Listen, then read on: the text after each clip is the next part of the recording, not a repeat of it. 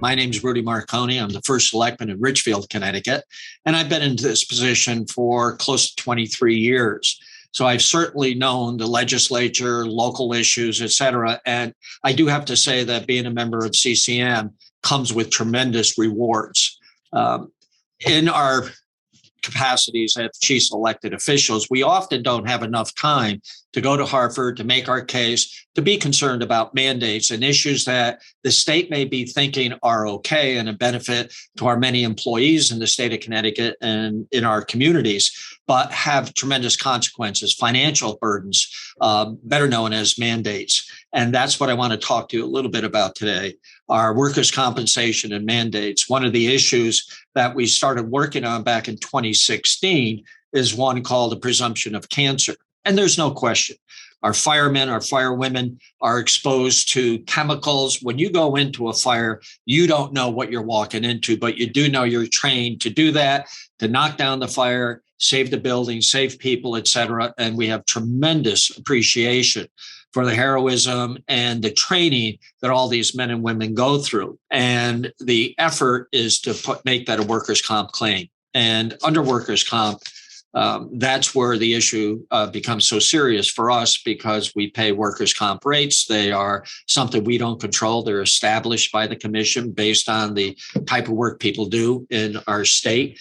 And with the firemen, it's a rate. It's a dangerous job, so we have a higher rate.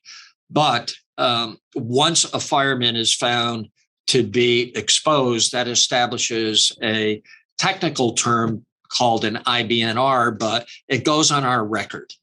In other words, we have an employee that can possibly experience severe issues later on in life, and a value is established.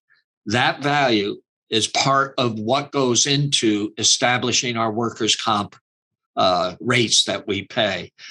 We will have no say about that. And that can become tremendously costly and a burden to local property tax, because we have to pay it. We have no choice.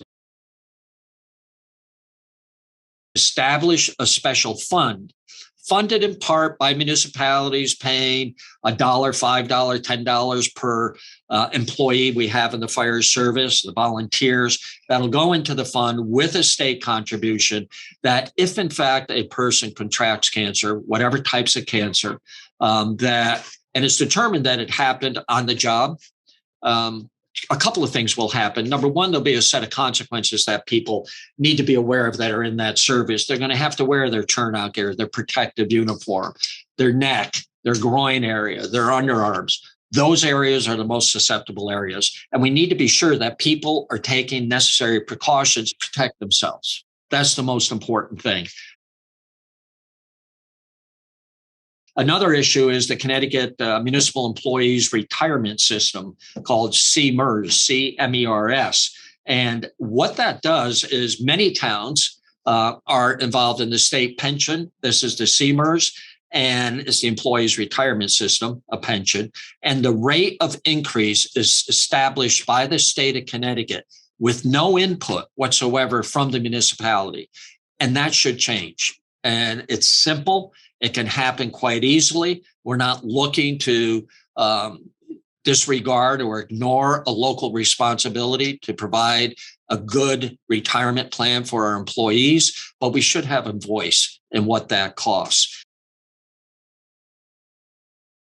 A third issue, one that is very important that most residents aren't even aware of, but it's something called prevailing wage.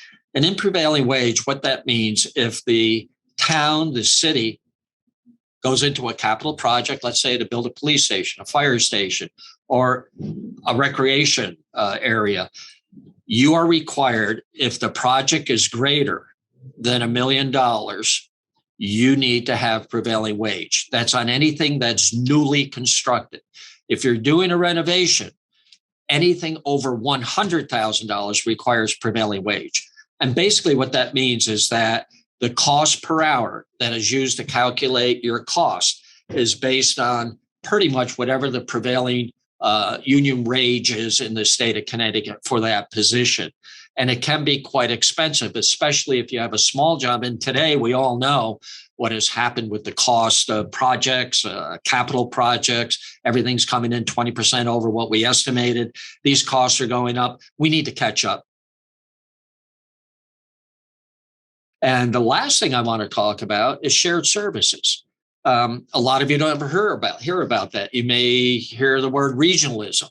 That is along the same line as shared services. I'm going to give you an example I've been working on with my community is to work with a neighboring city to develop a mutual agreement where we share our mechanics and our facilities to work on all of our fire trucks. And to that end, we are now ordering a fire truck that is the same fire truck that the cities use. And that way we can see common inventories, oil filters, oils, brakes, whatever it may be. That's part of the routine maintenance. And we're all working in this off the same shelf, so to speak. That will save a lot of money for everyone. So if we can merge our maintenance facility to work on fire trucks with our adjoining city, that will help us share the EVT to be sure that we're providing the most safe conditions we can for our firefighter. Those are shared services, and we need to see more of that in the state.